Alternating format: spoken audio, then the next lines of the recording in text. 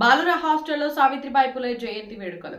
భారతదేశంలో మొదటి మహిళా ఉపాధ్యాయురాలు బడుగు బలహీన వర్గాల పిల్లల విద్యాభివృద్ధికి జీవితాంతం పోరాటం చేసిన సమానత్వ పోరాట యోధురాలు, ఆడపిల్లల విద్యోద్యమంలో అగ్రగామిగా నిలిచిన మహానీయురాలు సావిత్రిబాయి పులే గారి 195వ జయంతి పురస్కరించుకుని ఈ రోజు ఖమ్మం నగరంలోని ప్రభుత్వ ఎస్సీ బాలుర హాస్టల్ బి నందు వసతి గృహం సంక్షేమ అధికారి కోటపాటి రుక్మారావు ఆధ్వర్యంలో జయంతి కార్యక్రమం ఘనంగా నిర్వహించబడింది.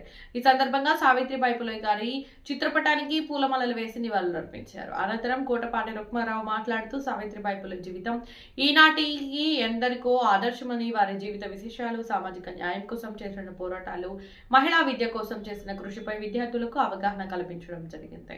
సమాజంలో ప్రతి ఒక్కరూ చదువుతోనే ఎదగాలని సావిత్రిబాయి పులే చూపిన మార్గంలో నడవాలని పిలుపునిచ్చారు. కార్యక్రమంలో హాస్టల్ సిబ్బంది వెంకన్న, నరేష్, తిరుపతిరావు, విద్యార్థులు పాల్గొన్నారు.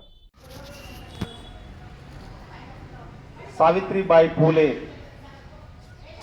195వ జయంతిని పురస్కరించుకొని మీ అందరికి కూడా శుభాకాంక్షలు తెలియజేస్తున్నాను.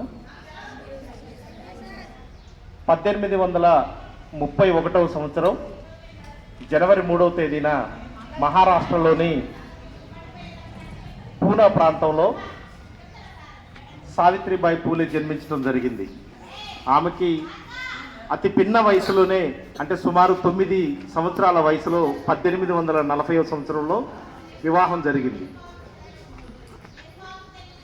ఆమె భర్త ప్రముఖ సంఘ సంస్కర్త, ఈ భారతదేశంలో సామాజిక విప్లవాలకి, సామాజిక పోరాటాలకి, సామాజిక స్పృహకి పితామహుడు అయిన మహాత్మా జ్యోతిరావు పూలే. వారిని పెళ్లి చేసుకునే టయానికి సావిత్రిబాయి పూలేకి ఎలాంటి అక్షర జ్ఞానం లేదు, చదువు రాదు. పెళ్లి అయిన తర్వాత జ్యోతిరావు పూలే తన భార్యకి చదువు చెప్పించి 1848వ సంవత్సరంలో భారతదేశంలోనే మొట్టమొదటి స్కూలుని, ఆడపిల్లల కోసం మొట్టమొదటి స్కూలుని స్థాపించడం జరిగింది. అప్పటి వరకు కూడా భారతదేశంలో మహిళలు చదువుకోవటానికి అవకాశం లేదు. వారు ఏ కులంలో పుట్టినా మహిళలు అనే వాళ్ళు చదువుకు దూరంగా ఉంచేవాళ్ళు. కానీ